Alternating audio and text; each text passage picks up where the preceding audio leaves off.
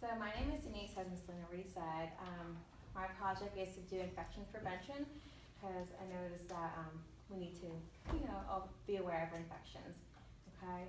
So what is infection prevention? It's just a manner in which one can do to stop the spread of infection, especially respiratory illnesses such as the flu.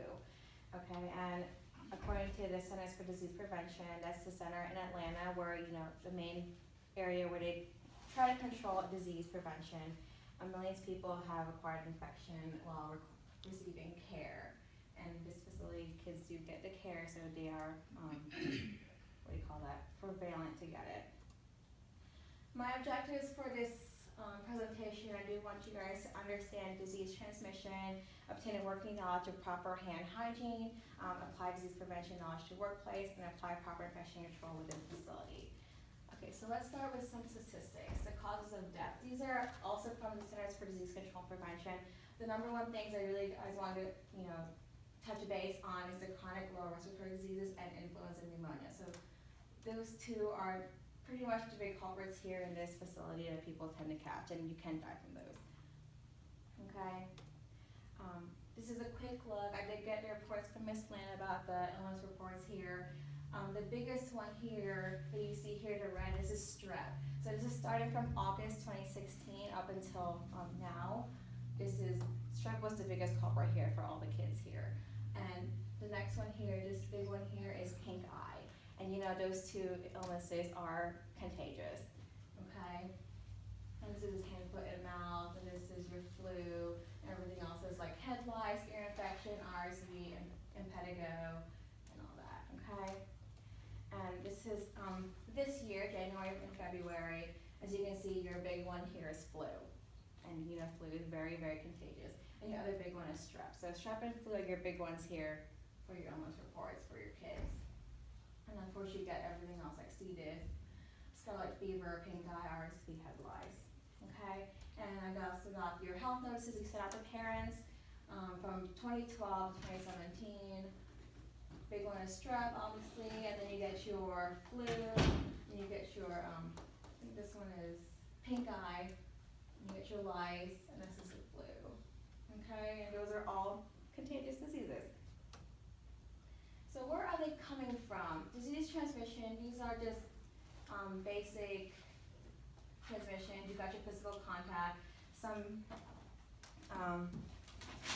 examples of physical contact illnesses is lice. When kids touch each other and they wear each other's hats, they touch each other's jackets. Lice can be transmitted through there. Also hugging, kissing, holding, hand to hand, hairbrushes, jackets. Your fecal oral route is basically your gastrointestinal infections, your stomach infections, especially when you're changing diapers as well, and you're gonna get your hands there. And if you don't wash your hands, it's kind of icky and gross. You don't wash your hands after changing diapers. If you touch your hands or touch other kids, and then the kids kind of need to touch their mouth too, that's kind of how they can get diseases as well. Also touching floors and toilets and handles and toys. Respiratory transmission is your airborne droplets. Basically, Denise, did you want to mention hand, foot, and mouth? Hand, foot, and mouth also is a fecal oral route. Okay. Respiratory, your airborne droplets, every time you cough and sneeze, every time like something comes out of your mouth, bodily liquids, that's considered droplets. So when kids start to cough and sneeze, you kind of just have to make sure you wash your hands as well. Kind of wipe their mouth too, just to kind of help prevent that. Also make sure every time you cough or sneeze, you cover with your mouth here. This area is kind of less area for transmission than your hands are. And if ever you have to use your hands, kind of use like a tissue. Cough near a tissue, throw it away. Okay? Blood, urine, saliva, basically child lice and diaper changes, toe hitting, scrapes and cuts can be transmitted through there. Okay? So how can we stop this spread of diseases? What's the number one thing we kind of stress here? Washing hands, yes. So hand hygiene saves lives. That's basically everyone across the board, hand hygiene saves lives.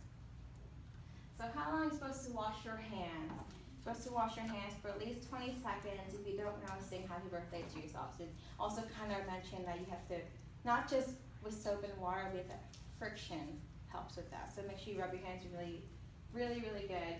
And if ever you kind of get dry hands, just have lotion on hand, okay? to stop the spread of infection. It decreases the chances of hospitalizations, decreases absenteeism in schools and work, stops the spread of viruses and bacterial pathogens, and decrease mortality rates.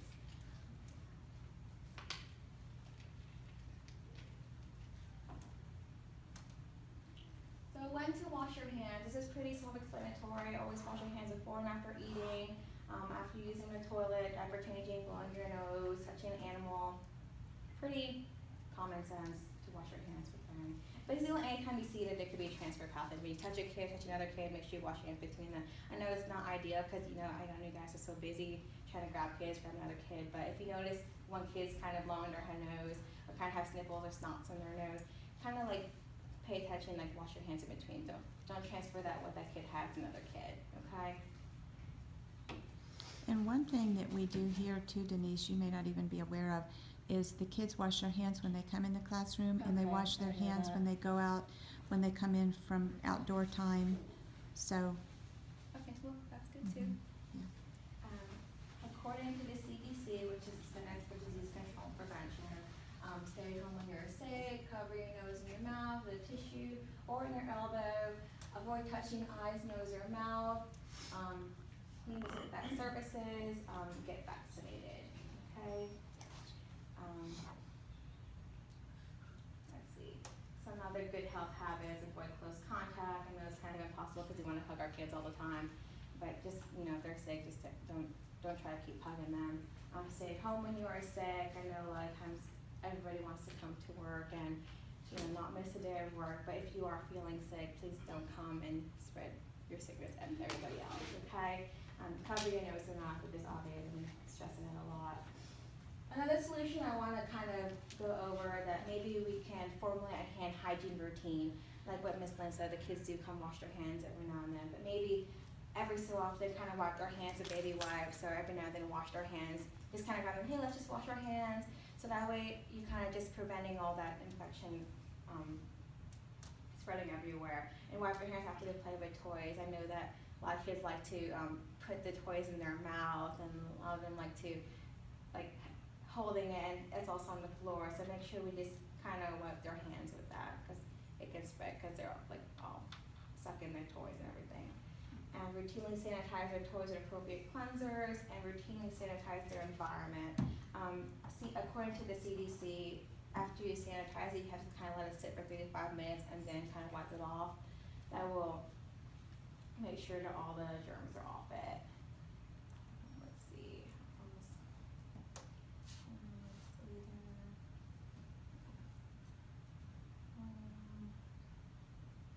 Make sure we clean surfaces often, always between children, if changing diapers or toileting, especially with C. diff. You want to make sure that everything is clean before, because C. diff can last a while on counters. Even after you bleach it, it can still stay on the surfaces for a while. And also, even if someone is infected with C. diff, they can have the disease still in them, latent, for maybe 6 months to a year. Okay, so just kind of be aware of that.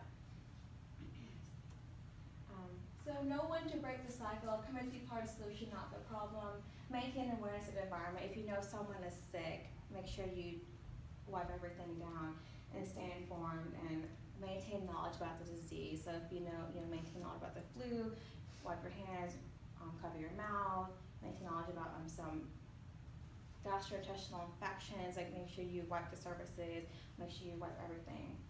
Just one more note. C. diff is highly contagious, and we just had a child.